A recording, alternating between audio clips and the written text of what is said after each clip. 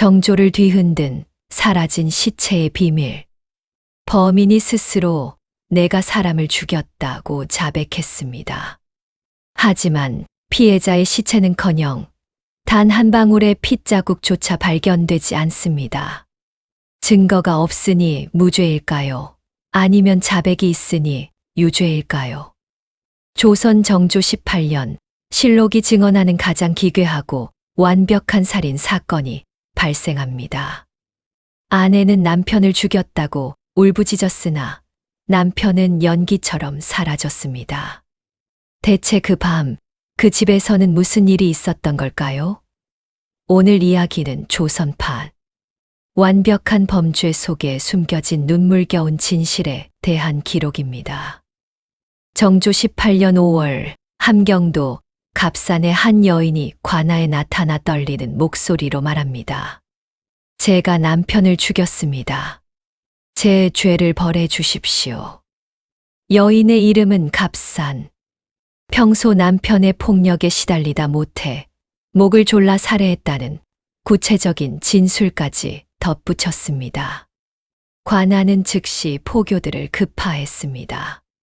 하지만 현장에 도착한 포교들은 경악했습니다. 살인이 일어났다는 안방은 기이할 정도로 깨끗했고 집 안팎 어디에서도 사체의 흔적은 찾을 수 없었습니다. 인근 산과 들을 샅샅이 뒤졌으나 남편의 머리카락 한 올 나오지 않았습니다. 시체 없는 살인 사건. 관아는 당혹감에 빠졌고 이 전대미문의 미스터리는 결국 조선의 최고 결정권자 정조의 책상 위에 오르게 됩니다. 정조는 누구보다 치밀하고 꼼꼼한 임금이었습니다. 그는 사건 보고서를 읽자마자 의문을 던집니다. 살인의 동기도 분명하고 자백도 확실한데 왜 증거만은 이토록 완벽하게 사라졌는가? 정조는 여인을 친히 신문하기 시작합니다. 그리고 그 서늘한 문초 끝에 사건은 전혀 예상치 못한 방향으로 흐릅니다. 사실 여인은 남편을 죽이지 않았습니다. 남편은 며칠 전 가산을 탕진한 뒤 빚쟁이들을 피해 홀로 야반 도주를 했던 것이죠. 하지만 여인은 알고 있었습니다. 남편이 도망쳤다는 사실이 알려지면 남은 가족들이 빚쟁이들에게 끔찍한 고초를 겪게 될 것임을 말입니다. 그녀는 가족을 지키기 위해 차라리 자신이 살인범이 되어 감옥에 갇히는 편을 택했습니다. 시체가 없는 것이 당연했습니다.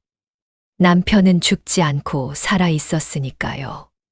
진실이 드러났지만 정조는 다시 고민에 빠집니다.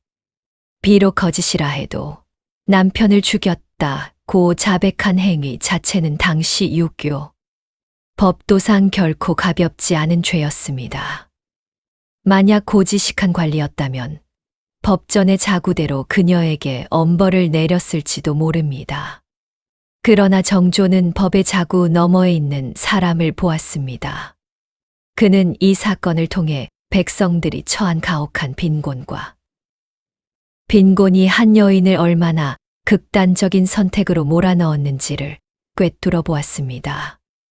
결국 정조는 여인에게 무죄나 다름없는 훈방 조치를 내립니다. 그리고 흩어진 가정을 다시 세울 수 있도록 실질적인 도움을 베풀었습니다. 조선판 완벽한 범죄 미스터리는 결국 정조라는 리더의 현명함으로 인해 한 가족을 살린 따뜻한 기록으로 남게 되었습니다. 우리는 지금 어떤 시대를 살고 있습니까? 눈에 보이는 수치와 자극적인 자백만으로 사람을 판단하고 있지는 않나요? 때로는 진실보다 더 중요한 것이 그 진실 뒤에 숨겨진 눈물임을 200여 년 전의 정조는 이미 알고 있었습니다. 여러분은 이 기묘한 사건 속에서 무엇을 보셨습니까? 법의 냉정함입니까? 아니면 사람을 향한 온기입니까? 오늘 이야기가 여러분의 가슴에 작은 통찰을 남겼다면 구독과 좋아요로 함께해 주시기 바랍니다. 선인들의 지혜로 오늘을 잇는 오늘의 호흡입니다.